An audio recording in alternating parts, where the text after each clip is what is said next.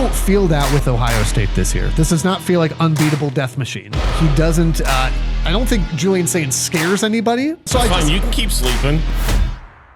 Let's talk about Minnesota, because Minnesota, despite being whatever they are, 3-1 or whatever, it's not a good football team. They should have lost to Rutgers this weekend, and Rutgers lost in the most Browns way that I've ever seen. Did you see the end of that? I mean, I saw they missed a field goal. Oh, it hurt my soul. They got all the way down, because I was watching that when it started at noon, and Rutgers drove all the way down. They started off the game up 14-0, and I thought, is Rutgers, are they going to take control of this game? Yikes. And then they didn't. Then it got down, and it was like third down and whatever.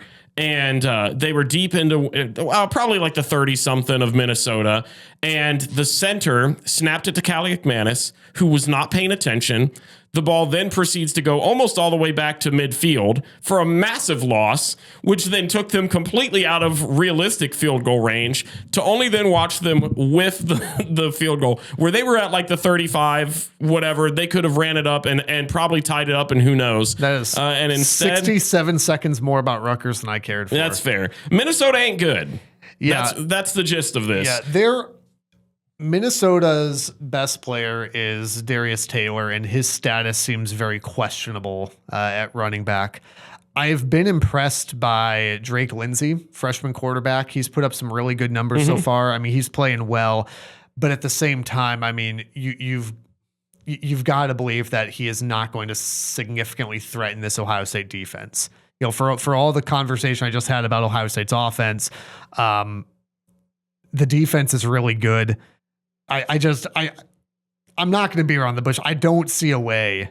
I don't see a path for Minnesota here. You know, maybe they can hang on to the ball for a very long time, but I just they're going to have it a lot. I just don't see it. I mean, Ohio State are 3 touchdown favorites at home. I mean, the last time they lost a game as a 3 touchdown favorite at home was November. We don't need to visit that. Was November, and not that long ago. This will not be that, by the way. What's your score prediction? 38-9. 9? That's the most obscure. I know that it's realistic, I see Minnesota kicking. I see PJ Fleck kicking 3 sad field. One early in the game. You think they get down far enough to kick field goal 3 times? I think Minnesota kicks a field goal early because they're like, we got to take the points here. We're in this.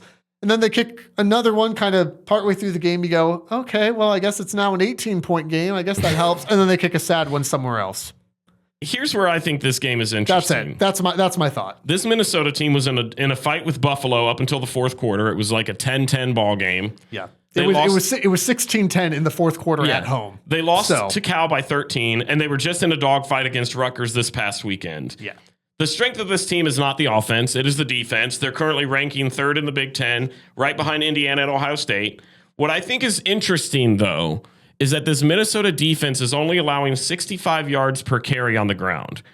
For a side of the ball that Ohio State struggles on, it's running the ball. Now, I think Bo Jackson helps add an element to that. And this is not me trying to talk anyway into this being Minnesota having a big game. That's they're legit. only allowing 65 yards per game. So that's what I'm going to be looking for is, okay, on paper, this seems like a good run defense. How can we stack up against this? Can Bo Jackson continue the success that he had against Washington?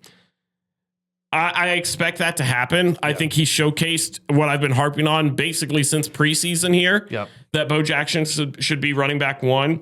I agree. I've been impressed with Drake Lindsey so far this season, but also I'm taking into account the competition he played. This Rutgers defense is trash. They gave up a ton of yards and 40-something points to Iowa, so his game against Rutgers doesn't impress me. He struggled against Buffalo.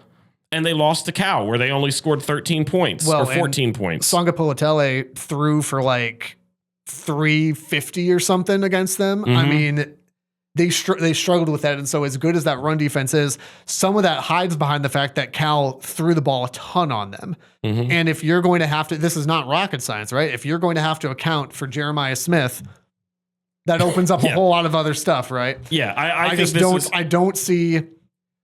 If Minnesota, I'll say this: if Minnesota could get Darius Taylor back, and maybe they can string together some longer possessions, maybe it stays a little bit interesting. I don't see a realistic world where Minnesota hangs with them. I don't either. I got this one 42 Ohio State, 10 Minnesota. I think they get a last, like, we've already seen Lincoln Kineholtz in there. Maybe, honestly, maybe even Tavian St. Clair gets some playing time.